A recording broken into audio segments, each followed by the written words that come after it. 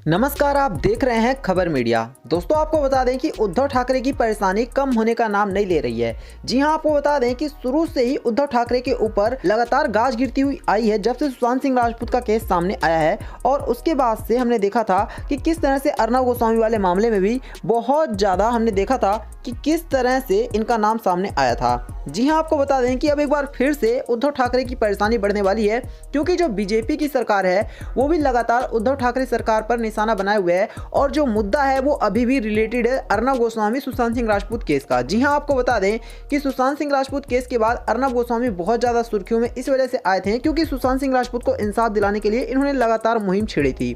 और वहीं इसके बाद हमने देखा कि अर्नब गोस्वामी के ऊपर अनवर नाइक का केस लगा, जिसके बाद इनको जेल भी जाना पड़ा। लेकिन इसके बाद ऐसा नहीं है कि महाराष्ट्र की सरकार की परेशानी कम हो गई। जी हां, आपको बता दें कि उद्धव ठाकरे सरकार की यहां से परेशानी बढ़नी चालू हुई, क्योंकि एक ऐसा मामला सामने आया जिसने हर किसी को चौंका कर रख दिया। दोस्तों, बीजेपी के एक बड़े नेता हैं किरीट सोमैया, उन्होंने उद्धव ठाकरे सरकार के बारे में कुछ ऐसी बातें पोल खोल करके रख दी जिसे देखने के बाद तमाम उद्धव ठाकरे के मंत्री पूरी तरह से हक्के बक्के हैं। जी हां, आपको बता दें किरीट सोमैया ने यह कहा कि जो अनवर नाइक था, जिसने अपने आप को खत्म कर दिया और वो इस दुनिया में अब नहीं है, जिसकी वजह से अर्नब गोस्वामी को जेल जाना पड़ा था, उसका रिलेशन सीधे सीधे उद्धव ठाकरे से। ये सारी बातें जब किरीट सोमैया ने खुद सामने आकर के बताया, इसके बाद से किसी को भी विश्वास नहीं हुआ।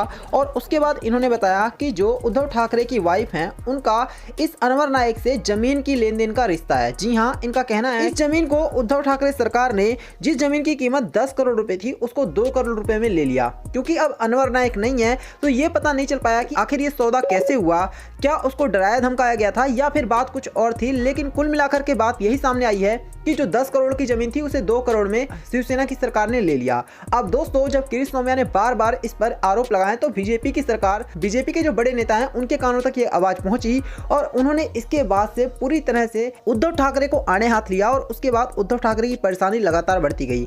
आपको बता दें कि इस मामले में छानबीन करने की भी मांग उठने लग गई। और इसके बाद उद्धव ठाकरे सरकार की परेशानी तो बढ़ी बढ़ी, इसके साथ साथ किरीट सोमैया को धमकी भरे पत्र भी मिलने लग गए। जी हाँ, उनको कहा गया कि 6 की 6 गोलियां उनके अंदर उतार दी जाएंगी, इस तरह की उनको धमकी भी मिली थी। जिसके बाद किरीट सोमैया की बौखलाहट और ज्यादा बढ़ गई और वो और भी ज्यादा उद्धव ठाकरे सरकार पर भड़क पड़े। और इसके बाद से इस केस में एक के बाद एक बड़े खुलासे होते ही जा रहे हैं। और वहीं आपको बता दें कि बीजेपी की जो सरकार है, बीजेपी की जो तमाम मंत्री हैं, वो लगातार शिवसेना पर हमला बोल रहे हैं और इस मुद्दे को लेकर के वो डिमांड कर रहे हैं कि इस केस की बहुत अच्छे से जांच होनी चाहिए।